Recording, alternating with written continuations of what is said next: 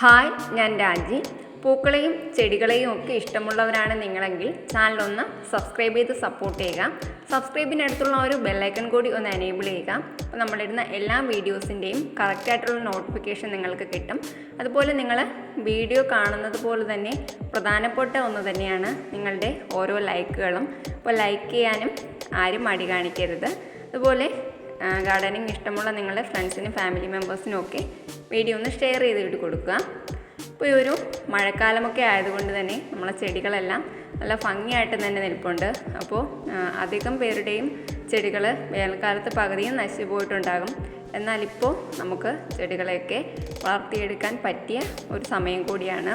അപ്പോൾ നമ്മുടെ ചെടികളിലൊക്കെ നിറച്ച് പൂക്കളും ഒക്കെ ഉണ്ടാകാറുണ്ട്.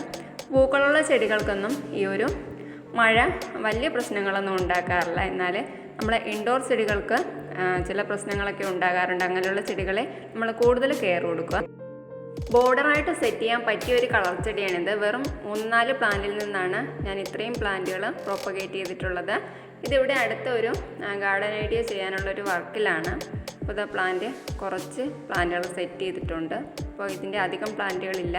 അപ്പോൾ ഇനി ഇത് വളർന്ന് വലുതാകേണ്ടതായിട്ടുണ്ട്. ഇതാ ഈ ഒരു ഭാഗത്ത് നമുക്ക് മെറ്റിൽ ഉപയോഗിച്ച് ഇവിടെ ഒന്ന് റെഡിയാക്കി എടുക്കേണ്ടതുണ്ട്. എൻ്റെ എല്ലാ ബഡ് റോസിലും നിറച്ച് പൂക്കളായിട്ട് തന്നെ നിൽപ്പുണ്ട്.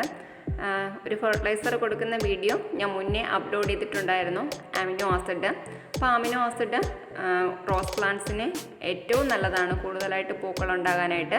അപ്പോൾ ആ ഒരു വീഡിയോ നിങ്ങൾ ആരെങ്കിലും കാണാത്തവരായിട്ടുണ്ടെങ്കിൽ ചാനലിലുണ്ട്, കയറി ഒന്ന് കണ്ടു നോക്കുക.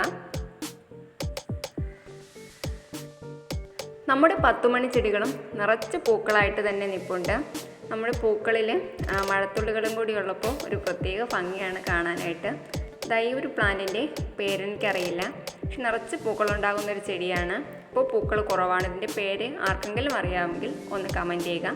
ഇതുപോലെ ഇത് കാശിത്തുമ്പയാണ്. നമ്മൾ സീഡ്സ് പാകി മുളപ്പിച്ചതാണ്. ഫ്ലവർ ഒന്നും ആയിട്ടില്ല. ഫ്ലവർ ആവുന്ന സമയത്ത് അപ്ഡേറ്റ് ചെയ്യുന്നതാണ്.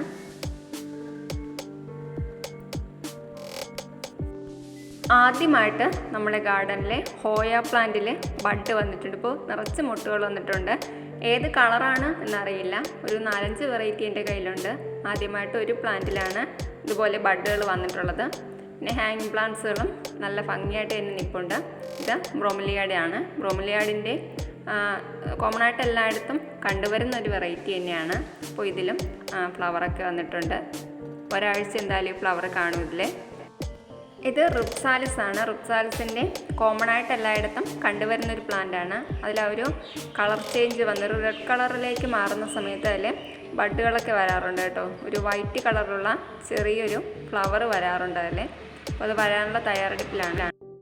കുറച്ച് പ്ലാന്റ്സുകൾ നമ്മൾ ഓൺലൈനായിട്ട് ഓർഡർ ചെയ്തിട്ടുണ്ടായിരുന്നു. അപ്പോൾ ആ പ്ലാന്റ്സുകളൊക്കെ കിട്ടിയിട്ടുണ്ട്. കൂഫിയുടെ ഒരു 3 വെറൈറ്റി ഓർഡർ ചെയ്തിട്ടുണ്ടായിരുന്നു.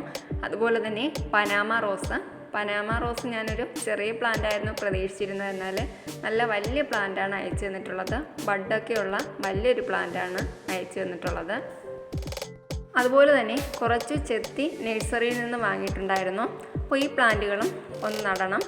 ഇത് എന്തായാലും പോട്ടിലല്ല നടുന്നത്, നിലത്ത് തന്നെയാണ് നടുന്നത്. കുറച്ച് അത്യാവശ്യം വലിപ്പം വയ്ക്കുന്ന പ്ലാന്റുകളായതുകൊണ്ട് അവയെയും നിലത്ത് ഇതുപോലെ നട്ടിട്ടുണ്ട്.